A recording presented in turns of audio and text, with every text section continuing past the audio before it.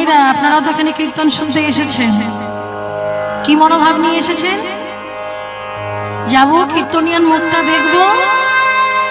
হ্যাঁ, কীর্তনিয়া যদি ভালো নাচানাচি করে তাহলে থাকবো, আর যদি পদ পদাবলী ভাবের দিকে থাকে তাহলে আর কেউ থাকবে না, তাই তো? রাধে রাধে। কিন্তু এটা তো কীর্তন নয় মা। হরি বল।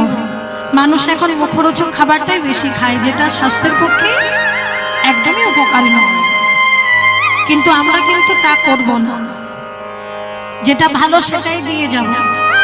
যাদের খাওয়া অভ্যাস আছে তারা খাবে, যাদের অভ্যাস নাই তারা খেতে পারবে না, তাদের আসার যাওয়া সাথ হবে। হরি বল হরি বল। এই কমিটির দাদা ভাইরা হরিবাসরের আয়োজন করেছে, এত সুন্দর কীর্তনের আয়োজন করেছে। আমাদের মতো কীর্তনিয়াগণকে নিয়ে এসেছে কিসের জন্য? শুধু নাচ দেখার জন্য না ভজন শোনার জন্য? তা তো না। কিসের জন্য? বলে হরি বলে দুফোঁটা চোখের জল ফেলো।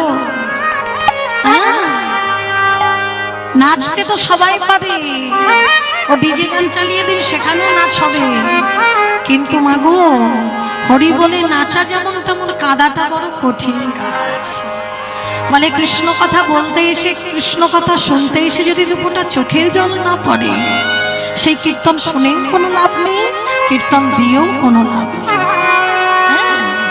প্রভু বলে গেছে যে প্রত্যেকটা ঘরে ঘরে কীর্তন হবে, নাচিয়া গাইয়া সবই জমালয়ে যাবে, জমির দুয়ারে সব যাবে, নরকে যাবে।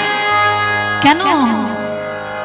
হ্যাঁ, হরি বল। আজ থেকে 538 বছর আগে লঙ্কা ঝাল ছিল, আজও ঝাল আছে, তার ক্রিয়াটা বজায় রেখেছে।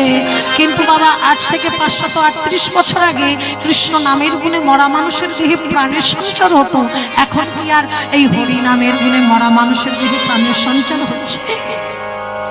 কাদের দোষ? আমাদের দোষ, আমার দোষ। রাধে রাধে।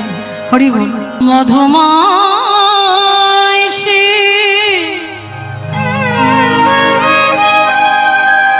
বৃন্দাবনে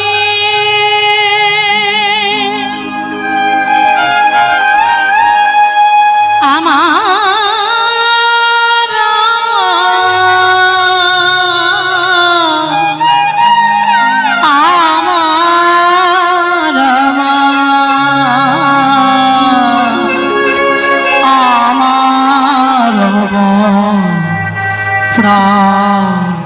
গোবিন্দ আমার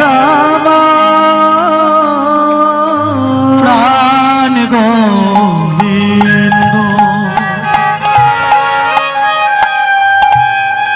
এই ত্রিচংশ কলাপূর্ণ কৃষ্ণস্তু ভগবান,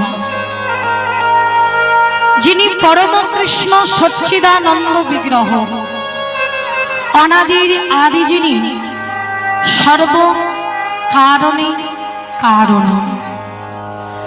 এই বৃন্দাবনে তিনি এসেছেন মনুষ্য দেহকে আশ্রয় করে, বিশুদ্ধ প্রেমের খনি বাৎসল্যময়ী মা যশোমতীর কোলে তিনি এলেন যশোদা গোপাল রূপে, নন্দ গোপাল রূপে, ব্রজ গোপাল রূপে।